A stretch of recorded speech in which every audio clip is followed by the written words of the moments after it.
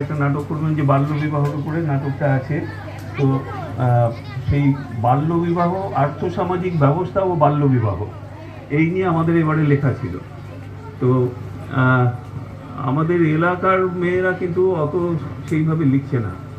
আমি বলবো মেয়েরা তারা পারফর্ম করছে, বলছে, বাইরের লোকেরা এসে প্রাইজ নিয়ে চলে যাচ্ছে। আমাদের মেয়েরা যদি আরেকটু সক্রিয় হয় তাদেরকে আমরা তুলে ধরতে পারি। আমাদের এবারের ইচ্ছা আছে, আমাদের প্রায় 30 জন মতো এরকম কম্পিটিশনে নাম দিয়েছে। এই লেখাগুলো থেকে আমরা একটা কোলাজ তৈরি করব।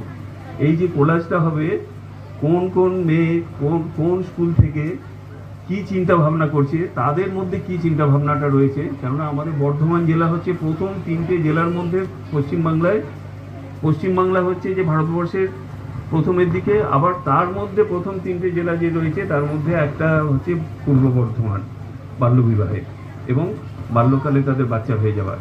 অর্থাৎ আমরা আমাদের মেয়েদের তাদের ভবিষ্যৎটাকে সুরক্ষা করতে পারছি না, এইটাকেও আমাদের অঙ্গীকার করতে হবে এবং সেইটা নিয়েই আমাদের চিন্তাভাবনা। এবং সেই পরিপ্রেক্ষিতে আমরা তো উপর থেকে ভাবছি, দিদিরা উপর থেকে ভাবছে, বাচ্চারা কোন জায়গা থেকে ভাবছে, সেইটাকে নিয়ে আমরা হচ্ছে এবারের একটা কোলাজ পুস্তিকা তৈরি করব এবং সেটা বিভিন্ন দপ্তরে এবং বিভিন্ন স্কুলে এটা আমরা পাঠিয়ে দেবো। এতে হয়তো সমাজে কিছুটা নাড়া পড়বে। আর বিভিন্ন সময় আমাদের সাংস্কৃতিক অনুষ্ঠান হয়। বিভিন্ন সাংস্কৃতিক অনুষ্ঠানের মধ্যে আমরা বসন্ত উৎসব চালু করেছি। বসন্ত উৎসবে এবছর আমাদের প্রায় 300 জন মতো মানুষ এসেছিলেন। কলকাতা থেকে প্রচুর ডাক্তার এসেছিলেন, ইঞ্জিনিয়ার এসেছিলেন, বিভিন্ন পেশার মানুষ এসেছিলেন। আমরা চাইবো যে আপনারা জাত ধর্ম নির্বিশেষে বসন্ত উৎসবটাতে যোগ দেবেন।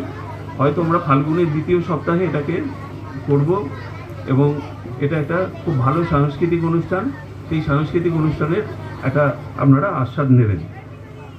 আর স্বাস্থ্য পরীক্ষা নিয়ে হচ্ছে যে প্রত্যেক মাসে যেমন আমি ক্যাম্প করি, এছাড়া স্বাস্থ্য সচেতনতা শিবির যেগুলো, সেগুলোতে আমরা চাই যে আপনাদের বাচ্চারা যদি স্বাস্থ্য সচেতনতা শিবিরের কোনো আপনারা অ্যারেঞ্জ করেন তাহলে আমি সেটাকে ঠিক করে দিতে পারি, হেল্প করে দিতে পারি। আমরা বিভিন্ন জায়গায়, বিভিন্ন বইমেলা থেকে আরম্ভ করে বিভিন্ন জায়গায় স্বাস্থ্য সচেতনতা শিবিরগুলো করি। তো এই ট্রেনিংগুলোতে আপনারা যদি যোগ দিতে চান আমরা হচ্ছে সক্রিয়ভাবে আপনাদেরকে সাহায্য করব। এই হলো আমাদের সংস্থার আমরা কি কি করতে চাইছি, কি কি করছি, একটা খুব ছোট করে আমরা বললাম। এর বাইরেও আমরা আমাদের একটা পুস্তিকা যেগুলো থাকে সেগুলোকে আপনারা ফলো করবেন। আমাদের ফেসবুক পেজ বা ইউটিউব পেজগুলোকে আপনারা ফলো করবেন, তাতে আপনারা দেখতে পাবেন। যারা যুক্ত হতে চান তারা যুক্ত হবেন।